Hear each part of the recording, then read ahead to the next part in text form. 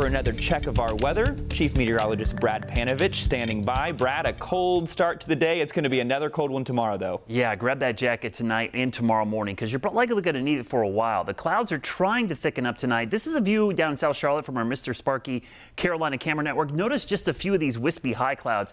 That's not allowing for temperatures to slow down in their drop tonight, because when it happens is if you get a high cloud deck coming in, it can actually kind of shut off that cooling. But I expect most areas will probably drop generally into the mid-20s to around 30 degrees. So kind of the same ballpark that we saw this morning. Now today we saw those temperatures in the mid-50s, only cool down into the 30s by this evening. Now those high clouds, they will become thicker and thicker with time. You see this system out west, not a lot of moisture with it, but the cloud cover is the key part here. As this system pushes to the east, it's going to bring some milder air. Well, I won't call it warmer because temperatures are only going to get closer to average tomorrow. But at the same time, that cloud cover blocking out the sun is not going to allow you to stay warm as you were today sitting in the sun. So tomorrow could be a much cooler day in some instances, even though the temperature is actually going to be a little bit higher. Look how thick those clouds are in the afternoon across our area. The rain lingers well back to the west. It's in parts of Kentucky, Tennessee, down into northern Alabama and Georgia. Much like the front last week, this is going to have some rain with it, but not a lot. It's a mostly dry front. The high pressure builds in, and by Tuesday, this is the coldest air of the season so far, because high temperatures will struggle to get out of the 40s. So tomorrow, if you're going to that game, should be a huge turnout.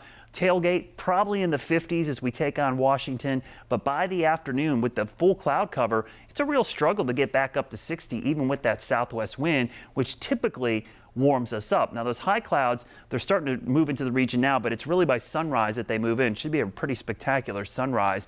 Clouds with us throughout the afternoon. The rain holds off until probably about midnight to 1 a.m. Going into Monday morning. That rain continues to push out. By the time we wake up Monday morning, most of this activity is out of here and we start to clear out. So the sun returns, temperatures back in the 50s, but the really cold stuff moves in for Tuesday. So this is a big week. Travel plans for a lot of folks for the holiday.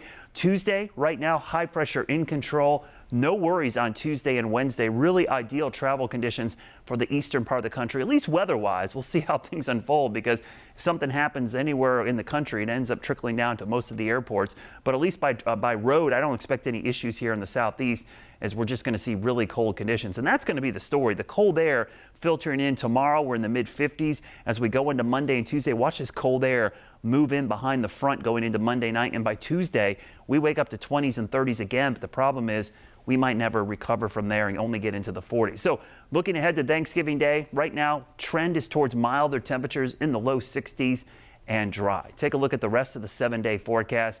If you're in town, you'll have some great weather here this week after that Monday system. Let's go 10 days into the future, and you can see temperatures staying a little bit on the cool side right until next weekend.